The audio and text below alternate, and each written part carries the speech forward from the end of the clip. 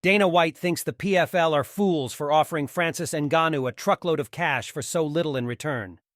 The former UFC heavyweight champion made waves this week, revealing that he had officially signed with the Professional Fighters League 5 months after becoming a free agent. Since then, MMA Twitter has been overflowing with fans and fighters sharing their thoughts on the groundbreaking deal that will see Ngannou cashing big fat checks while heading up the promotion's PFL Africa expansion. Stepping in front of the media for the first time since the PFL made its blockbuster announcement, Dana White shared his honest thoughts on Ngannou's new deal. While he admitted to knowing very little of the details, he finds it odd that the company is essentially giving away the house for a fighter who won't even step inside the smart cage for another year.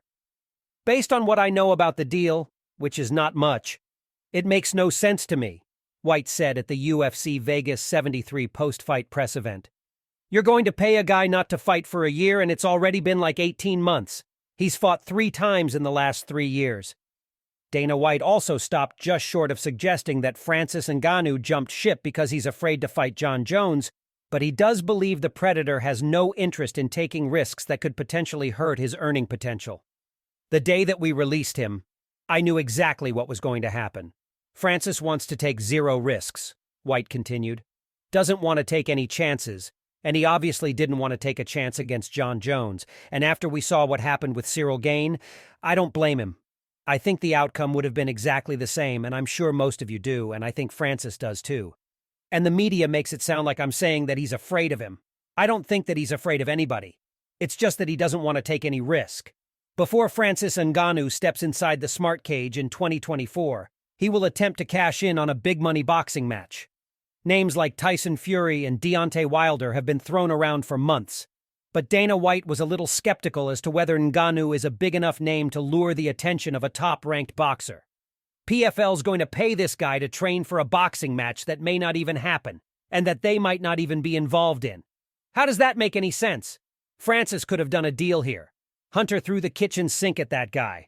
Francis just thinks that he's in a position where he's got some Conor McGregor-Mayweather fight on his hands, which he does not. MMA guys versus boxers doesn't make any sense to me. But I know that he thinks there's all this money in it. I disagree. I've got no beef with the PFL. These guys have always been super professional and never talked any smack. You know me. If I don't like you, I don't hold back. I'll let you have it. Dana White also touched on the recent rumors that the PFL is in the process of acquiring rival promotion Bellator MMA. Needless to say, the UFC president doesn't see the potential $300 asking price as a sound investment, particularly for a company that just emptied the bank account for a former heavyweight champion that hasn't fought since January 2022. I'm hearing that they're raising money right now. $280 million, $300 million from the Middle East. I don't know who in the hell would give them $280 million. I'm hearing they're buying Bellator. So you're an organization that's burning cash. You have no ratings and selling no tickets, and you're going to raise $280 million to buy a company that's burning cash, sells no tickets, and does no ratings. It sounds fucking absolutely genius to me.